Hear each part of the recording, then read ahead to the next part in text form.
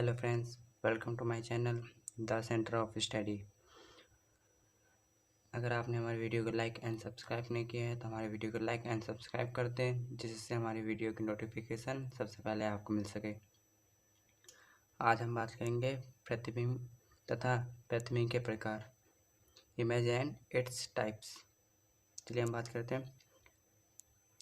First point, प्रतिबिंब image.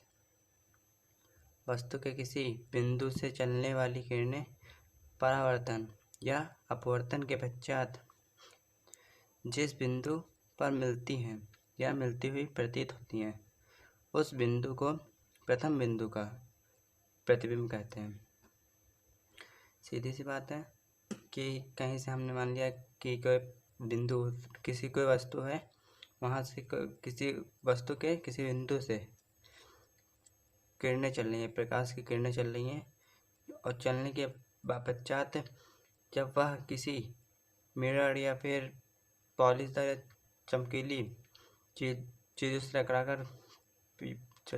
टकराकर परावर्तन या अपवर्तन के पश्चात जिस बिंदु पर आकर मिलती हैं, उस बिंदु को, जहाँ से किरणें चली थी, उस बिंदु का प्रतिबिंब कहते हैं।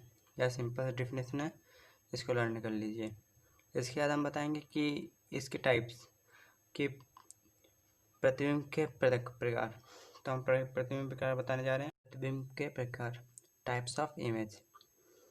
आभासी प्रतिबिंब, वर्चुअल इमेज, यानी कि जब वस्तु के बिंदु से चलने वाली किरणें परावर्तन के पश्चात किसी दूसरे बिंदु पर वास्तव में नहीं मिलती हैं, परंतु दूसरे बिंदु से आती हुई प्रतीत होती हैं, तो इस बिंदु पर बने प्रतिबिंब को उस वस्तु के बिंदु का आभासी प्रतिबिंब कहते हैं।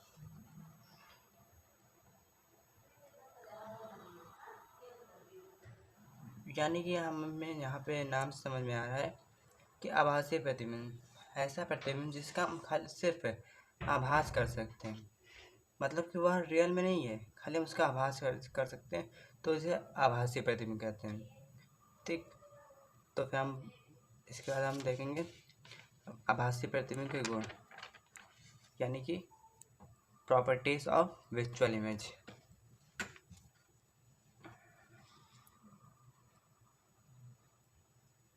तो हम बात करेंगे फर्स्ट पॉइंट की, आभासी प्रतिबिंब सदैव वस्तु से बड़ा बनता है। जो आभासी प्रतिबिंब होता है वो सदैव किसी भी लेंस में हो या फिर किसी भी मिरर में हो, हमेशा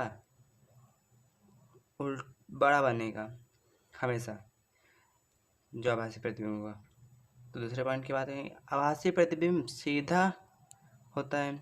जो आभासी प्रतिबिंब होता है वो सीधा बनेगा, और आभासी प्रतिबिंब वस्तु से बड़ा बनेगा और वस्तु के जैसा सीधा बनेगा। आभासी प्रतिबिंब को पर्दे पर नहीं लिया जा सकता।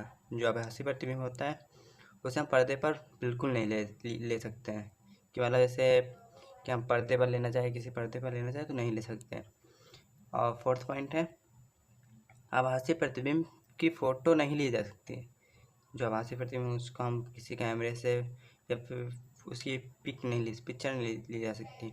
ठीक, तो हम यहाँ पर पॉइंट हमने बता दिए, इसके प्रॉपर्टीज़ बता दी हैं। तो हम यहाँ पर आएंगे वास्तविक प्रतिबिंब, रियल इमेज। तो यहाँ पर आ गए हम, यदि किसी वस्तु के बिंदु से चलने वाली किरणें परावर्तन के पश्चात किसी दूसरे बिंदु पर जाकर मिलें, तो इस बिंदु द्वारा बना प्रतिबिंब वास्तविक प्रतिबिंब कहलाता है। कि वहाँ पर देखिए, वहाँ पर क्या हो रहा था, जो हमारे आभासी प्रतिबिंब था, तो वहाँ पर किरणें नहीं मिल रही थी, सिर्फ आभास हो रहा था कि हाँ वहाँ पे किरणें मिल रही हैं, और यहाँ पर हमें किरणें मिल रही। देखिए फिर से बता दे रहे, डिफिनेशन हम रीड कर ले रहे हैं।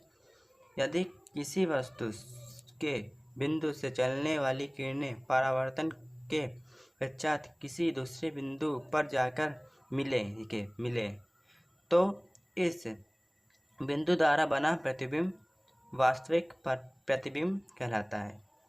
ठीक, तो हम यहाँ पर हमने वास्तविक प्रतिबिंब बता दिया, रियल इमेज।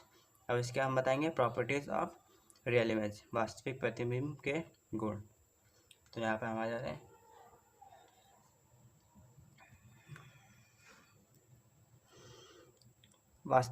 फर्स्ट पॉइंट है, वास्तविक प्रतिबिंब सदैव वस्तु के सापेक्ष उल्टा बनता है। कि मतलब कि अगर ये हमने पेन मान लिया, ये पेन है, अगर हमने इसको सीधा रखा है तो ये जो मिरर में बनेगा, जो वास्तविक है, वास्तविक इसका प्रतिबिंब वास्तविक बनेगा तो हमेशा ये उल्टा दिखाई देगा। उसमें रखा चाहे ऐसे ऐसे रखा है तो ये उल्टा दिखाई देगा, कि मतलब ये सदैव वस्तु के सापेक्ष उल्टा दिखाई देगा। तो दूसरा पॉइंट है, इसे पर्दे पर लिया जा सकता है। देखिए अभी हमने आप बात की थी कि कहाँ बता गया, देखिए आभासी प्रतिबिंब को पर्दे पर नहीं लिया जा सकता था, और यहाँ पर आप वास्तविक प्रतिबिंब को पर्दे पर लिया जा सकता है।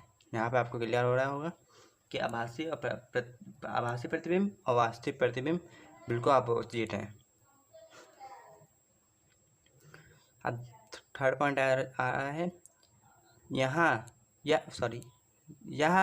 वस्तु से छोटा या बराबर बनता है। देखिए वहाँ पर हमारा बता रहे थे कि हमेशा बड़ा बनेगा, यहाँ बता रहे हैं छोटा ही बन सकता है या अभी बराबर भी हो सकता है, कोई वो नहीं है, सीधे बन सकता है, चाहे छोटा बने या बड़ा। ठीक, आज हमने बता दिया आपको प्रतिबिंब तथा प्रतिबिंब प्रकार, और प्रतिबिंब के बारे में बता दिया हमने आपको, और प्रतिबिंब के प्रकार बता दिए हैं, और इनकी प्रॉपर्टीज भी बता दी हमने। अब इसके बाद हम जो नेक्स्ट वीडियो होगी उसमें हम लाएंगे दर्पण, मतलब कि मिरर, जिसमें आपको इसके स्थिति बताएंगे, ऐसे कैसे प्रतिबिंब बनता है और किस प्रकार बनता है। Thank you and thanks for watching.